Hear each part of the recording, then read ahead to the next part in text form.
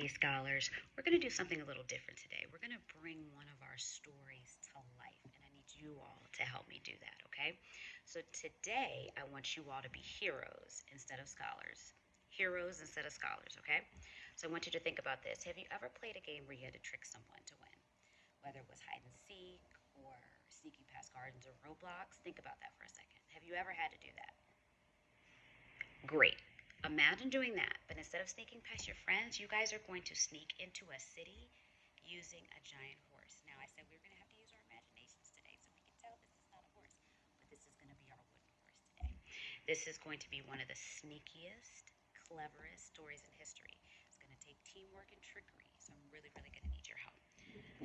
So before we get started in the story, I'm going to split you guys into two groups. One of you, or one side of you, are going to be the Greeks. The other side are going to be the Trojans, and we're about to learn about each of those groups in just a moment. So I want this group on this side to be my Greeks, and my folks on this side to be my Trojans. Are you ready to hear the story? Okay.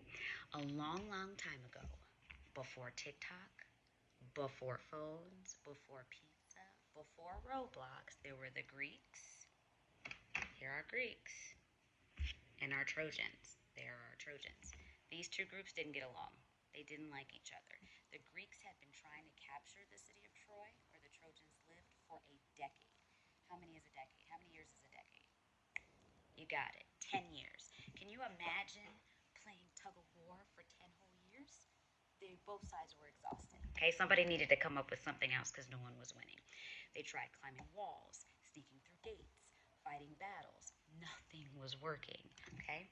Finally, one day, our man Odysseus, who was the cleverest of them all, said, "Guys, we got to use something else besides our strength. We got to start using our brains to figure out what we're going to do." So this idea hit him. Let's build a giant horse.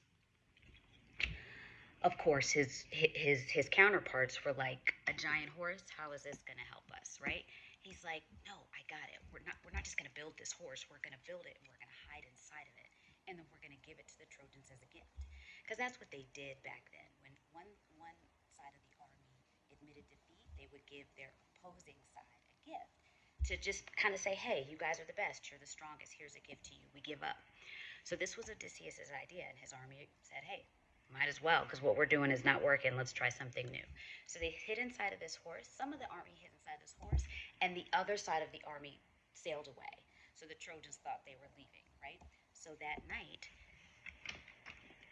the Greeks who were hid inside the horse snuck out of the horse, each got in different parts of the city, and attacked the city of Troy and won. They had no idea. They had completely been caught off guard, all because of a smart idea that Odysseus had by building the coolest wooden horse. So when you think about it, winning isn't always about who's stronger, who's bigger, who's smaller. It's about who is going to come up with the idea that is going to change the game. Who is going to use their brains? Who is going to use or think outside of the box to come up with something to really allow us to win? And that's what happened with the Greeks and the Trojans. So the Greeks won, not with strength, but with smarts.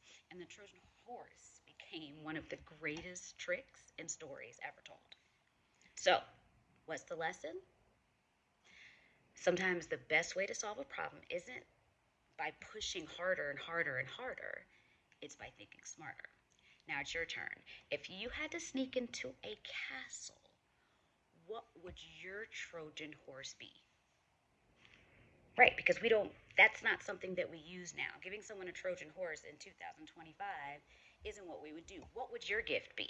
Would it be a robot? Would it be a PS5? Like, what would you hide inside? Think about that.